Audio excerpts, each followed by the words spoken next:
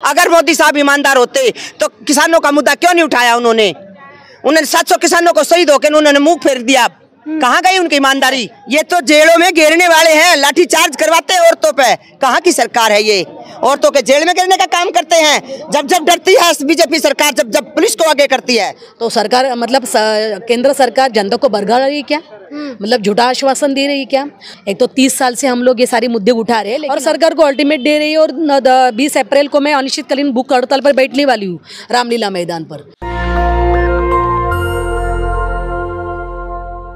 नमस्कार, मैं ज्योति यादव आप सभी का नेशनल दस्तक पर स्वागत करती हूं। दरअसल इस वक्त मैं जंतर मंतर पे मौजूद हूं और आप सभी जानते हैं कि राजनीति किस कदर निचले तबके की हो गई है, क्योंकि जिस हिसाब से महंगाई बढ़ रही है, जिस हिसाब से भ्रष्टाचार बढ़ रहा है, जीएसटी और कई अन्य चीज़ें बढ़ रही हैं जिनकी आम जनता आवाज़ उठाने में अयोग्य है। इस तरफ आप पोस्टर देख सकते हैं, राष्ट्र लोक आंदोलन, इसमें भी तमाम लोग आए हैं और मुख्य तौर पर खास बात ये देखने को मिलेगी कि वहाँ पर जो बड़ी सी तस्वीर लगी है वो किसी पुरुष की नहीं है, महिला की है। इससे आपको जानकर ये भी खुशी होगी कि महिलाओं की संख्या भी अब मुद्दों में, राजनीति में किस कदर बढ़ रही है।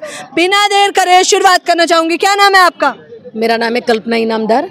कल्पना जी, कहाँ से आई हैं आप? मैं मुंबई से आई हूँ। क्यों आए हैं आप लोग यहाँ पर? मैं आपको बताती हूँ। राष्ट्रीय लोक आंदोलन न्यास, जिसके संस्थापक और अध्यक्ष माननीय अन्ना हजारे जी है, उसी संस्था की मैं कार्याध्यक्ष हूँ।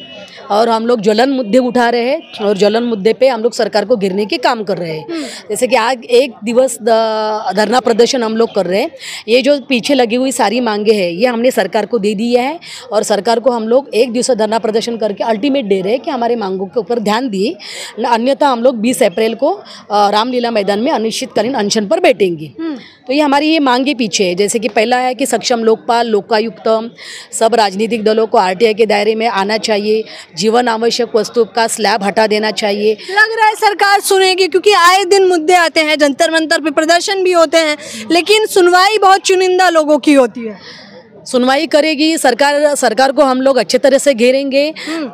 देखिए, हमारे जो मुद्दे हैं, हमारे मुद्दे मतलब ये जो समाज के मुद्दे हैं, जैसे कि महंगाई का मुद्दा है, जो जीवन आवश्यक वस्तु का स्लैब हटा देना चाहिए, जीएसटी का स्लैब हटा देना चाहिए, पेट्रोल डीजल प्राकृतिक गैस जीएसटी के दायरे में लाकर कीमतें कम कर देना चाहिए।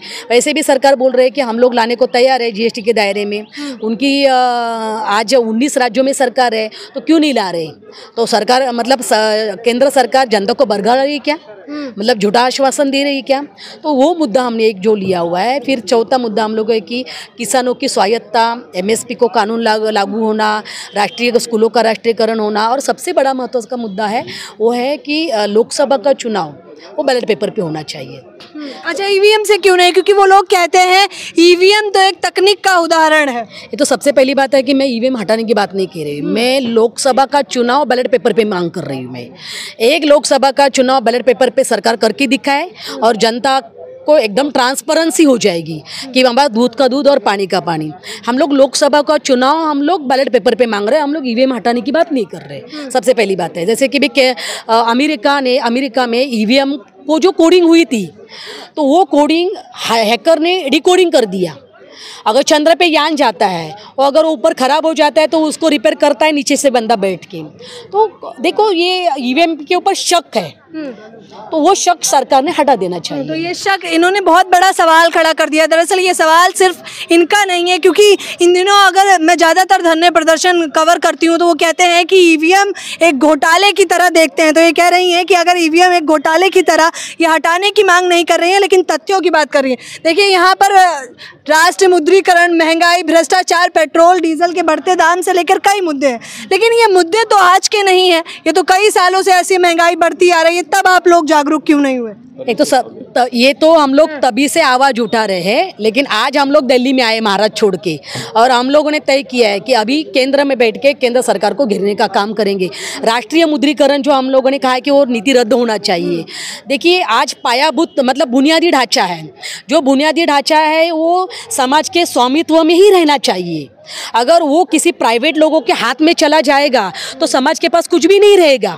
मतलब इससे क्या होगा, जो सत्ता में बैठे हुए लोग हैं वो जो बिजनेस करने वाले को काम देंगे और चंदा उठाएंगे, मतलब देना और लेना। अच्छा, सरकार बहुत बड़ी बात करती है, आप भी एक महिला हैं तो जाहिर तौर पर सवाल तो बनता है कि महिलाएं कितना सुरक्षित हैं, क्योंकि वो तो अमित शाह जी कहते हैं रात के 12 बजे सोना लाद के घूमिए।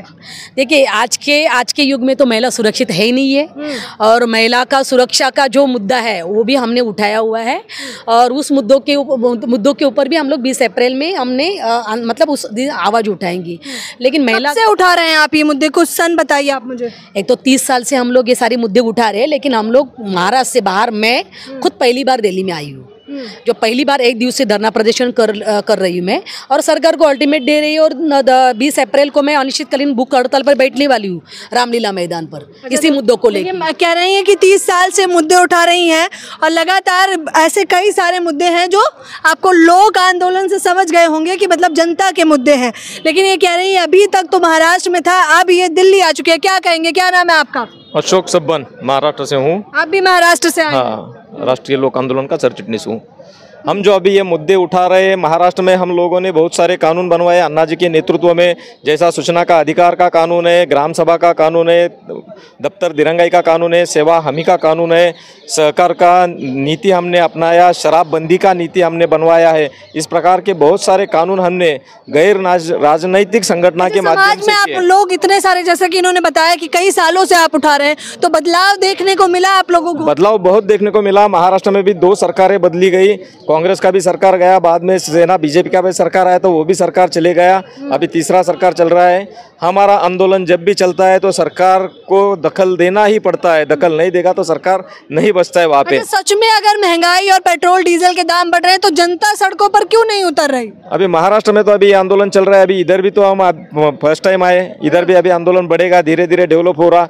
जो पीछे अन्ना जी ने आंदोलन किया था उसमें से कई लोग पार्टियों में चले गए करके थोड़ा सा टाइम बर्बाद हुआ बीच में, अभी ये वापस संगठन बन रहा है। अन्ना जी के साथ जो जुड़े हुए लोग थे वो वापस इकट्ठा हो रहे, अभी ये ऑल इंडिया का आंदोलन धीरे धीरे बढ़ता जाएगा। अन्ना जी जो कि एक चर्चित चेहरा रहे हैं, जाहिर तौर पर रामलीला मैदान में इनकी कवरेज तो आप लोगों ने देखी होगी, और जब अन्ना जी का नाम आता है तो अरविंद केजरीवाल भी याद आ ही जाते हैं। वही अन्ना जी हैं जिनका कहा जाता है कि अरविंद केजरीवाल आज जिस तबके पे हैं वो अन्ना जी की देन है।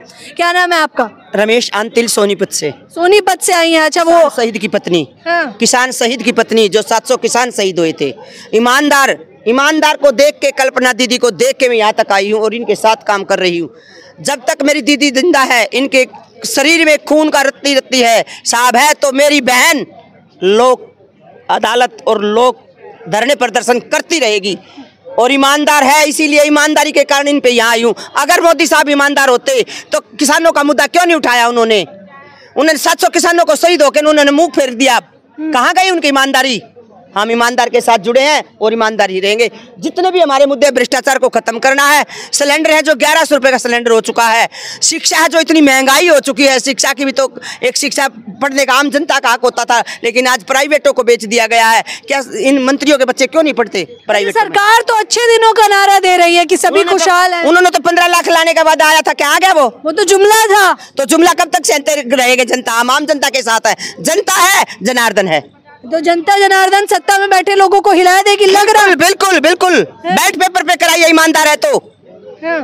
बैठ पेपर पे क्यों नहीं कराते, क्यों घबराते हैं? तो आम जनता, आपने कहा कि आप किसी राष्ट्रीय दल से नहीं, आम जनता क्या चाहती है? आम जनता आम आदमी को उठाना चाहती है। आम आदमी नहीं, जैसे केजरीवाल वो उनकी थी निकले, लेकिन एक बिल्कुल किसान का बेटा आगे आएगा ना, तो नोटा पे बटन दबाएंगे। कल्पना जी पे आपको पूरा भरोसा है? जिंदगी अगर मेरे शरीर में खून रहेगा तब तक खून का रत्ती पाई मैं अपनी बहन के हिसाब में कदम में रख दूंगी। जनता कैसे भरोसा करेगी? जनता भरोसा कर रही है, हमने अन्ना जी पे भरोसा किया था। अन्ना जी आज भी ईमानदार है, आज भी एक मंदिर में एक थाली, एक चमची, एक कटोरी में रहते हैं। अपनी जितनी सैलरी मिलती है, पेंशन जो मिलती है, वो भी जनता के लिए लगाती है।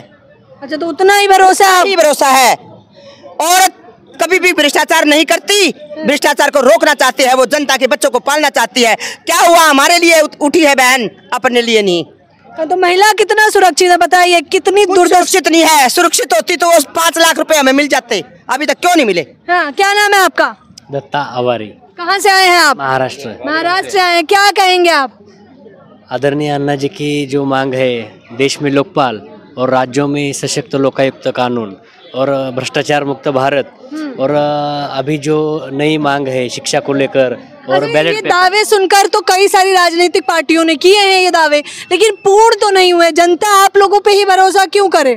क्योंकि 2011 में आदरणीय अन्ना हजारे जी के ऊपर पूरे देश की जनता ने भरोसा रखा, विश्वास रखा। आदरणीय अन्ना जी आज भी प्रामाणिक है, एक सज्जन आदमी है, लेकिन बीच में कुछ थोड़ी सी टीम बिखर गई थी, लेकिन जो है सज्जन लोग और अन्ना जी के कार्यकर्ता वो आज भी एक संग है। आज हाँ, आपको ये जवाब देना पड़ेगा कि आम जनता आप पे भरोसा क्यों करे, कारण? एक तो सबसे पहली बात है कि जनता ने मेरे ऊपर भरोसा करने के बगैर जो मैंने मुद्दे उठाए और उस मुद्दों से अगर मैं समाज को न्याय दे रही तो ही जनता मेरे ऊपर भरोसा करे।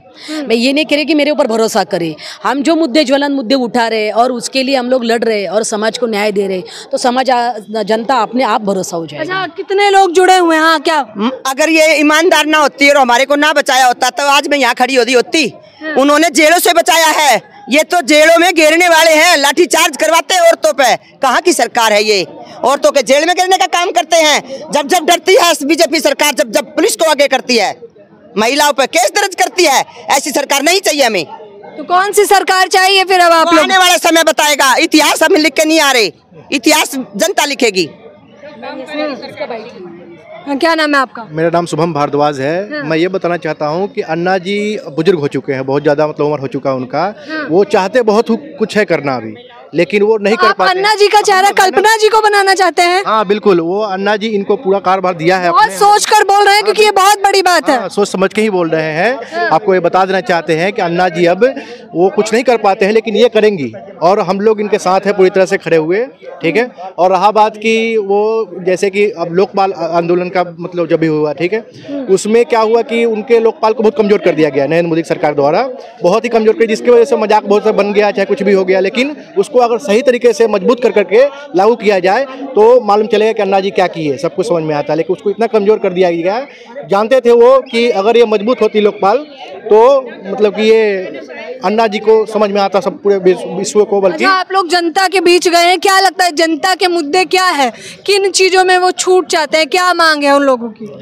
जनता महंगाई से बहुत त्रस्त है। अब देखिए ना, आप ही सोचो ना जरा, पहले कांग्रेस के राज में थोड़ी सी गैस पर रेट बढ़ा तो उसके बाद ये स्मृति ईरानी जी यहाँ पे माला बना के घूमती थी। ठीक है, सिलेंडर लेके सड़कों पे बैठ जाती थी, माला बना के छोटे छोटे वो सिलेंडर को लेके घूमती थी। लेकिन आज देखो आप, इतना बढ़ते जा रहा है, लेकिन कोई बोलने वाला है? कोई नहीं बोलने वाला है। क्योंकि ये चक्कर क्या है ना कि आरएसएस के द्वारा बना हुआ है, बीजेपी है, ये सब पूरी तरह से वो आरएसएस मदद करती है कि कैसे किस तरह का माहौल बनाना है, किस तरह से इस पार्टी को बचाना है। कितने लोग जुड़े हुए हैं आप लोगों से? हम लोगों से बहुत सारे आदमी जुड़े हुए हैं। कितनी कुछ संख्या, कितने लोग जुड़े हुए हैं? देखिए, हमारा 17 राज्यों में संगठन हो चुका है और 20 अप्रैल को रामलीला मैदान में बहुत सारे लोग आ जाएंगे। तो देखिए, ये जो आपको इस वक्त जंतर मंतर पे मैं दिखा रही हूँ, यहाँ का माहौल आप तमाम लोग यहाँ पर इस वक्त भी देख सकते हैं। ये सभी लोग कई राज्यों से आए हैं और आपको बता दें कि 20 को ये लोग अब रामलीला मैदान पे एकत्रित होंगे और जनता के मुद्दे उठाएंगे। लोगों का कहना है कि यहाँ पर जिनसे मैंने बात करी, कल्पना जी पर इन्हें पूरा भरोसा है और ये सारे जन के मुद्दे हैं। क्या इस पूरी खबर के बारे में आपकी क्या राय है, मुझे बताना बिल्कुल ना भूलें। कैमरा पर्सन तौहीद के साथ ज्योति, नेशनल दस्तक। नेशनल दस्तक की आपसे गुजारिश है कि अगर इसको बचाना चाहते हैं तो नेशनल दस्तक को सब्सक्राइब करने के लिए रेड कलर के सब्सक्राइब बटन को दबाएं, फिर बेल आइकन की घंटी दबाएं। नेशनल दस्तक को बचाने के लिए बहुत जरूरी है कि हर खबर को शेयर करें, लाइक करें, कमेंट जरूर करें।